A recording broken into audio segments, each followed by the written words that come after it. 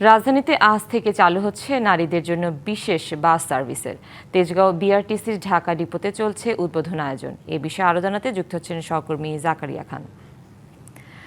জাকারিয়া, নারীদের জন্য বিশেষ বাস কখন ছাড়বে সড়কে? এ পর্যায়ে কয়টি রুটে কয়টি বাস নামানো হচ্ছে জানাবেন।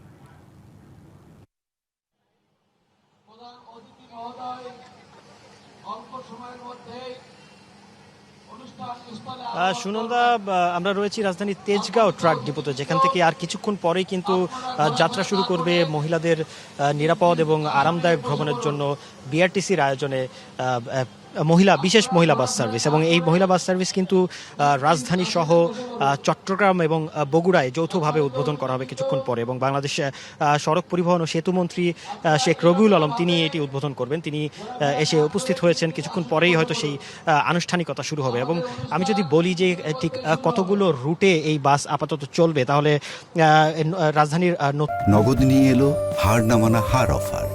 সর্বনিম্ন 10,000 টাকা রেমিটেন্স নগদে পাঠালে থাকছে স্বর্ণের হার জেতার সুযোগ।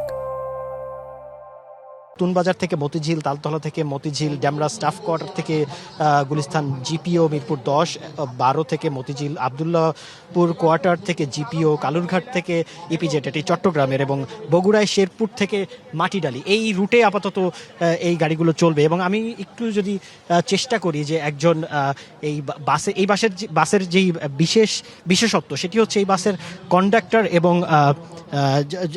এই বাসের কন্ডাক্টর এবং চালক উভয়ে কিন্তু নারী। এবং আপনারা দেখতে পাচ্ছেন যে একটি বাস যেটি দাঁড়িয়ে রয়েছে, সেটিতে আমরা একটু কথা বলার চেষ্টা করব। আমরা বাইরে যে কথা, এই বাস সার্ভিস কিন্তু আসলে এই নির্বাচনী ইশতেহারও ছিল। এই যে বর্তমান যে সরকার, সেই সরকারের নির্বাচনী ইশতেহারও কিন্তু এটি ছিল যে এটি কবে থেকে চালু হবে। আমি একটু চেষ্টা করবো একজন ড্রাইভারের সাথে কথা বলার, যিনি চালক এই বাসের।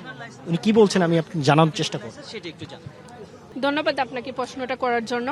আমি 2018 সালে সেই প্রকল্প থেকে সিলেট বাস ডিপো প্রশিক্ষণ কেন্দ্রে আমি ড্রাইভিং প্রশিক্ষণ গ্রহণ করি।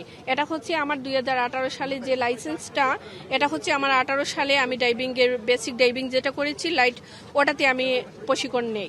এরপরে আমি আবার মিডিয়াম করেছি, মিডিয়ামে প্রশিক্ষণ নিয়ে আমি মিডিয়াম করেছি। 2018 থেকে আমি 20 সালে আমি মিডিয়াম করেছি, 20 সালে মিডিয়াম করে আমার লাইসেন্স গ্রহণ করি।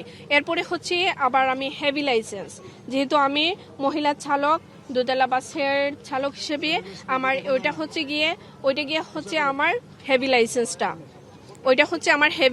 আমি হেভি লাইসেন্সটা অর্জন করি।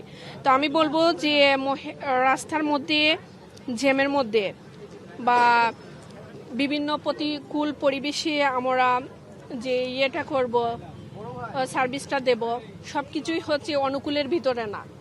আমাদের পরিবেশের আশেপাশে সব পরিবেশগুলো আমাদের অনুকূলের ভিতরে না, সব প্রতিকূলের ভিতরে নিয়ে আমাদেরকে যাত্রাটা শুরু করতে হবে।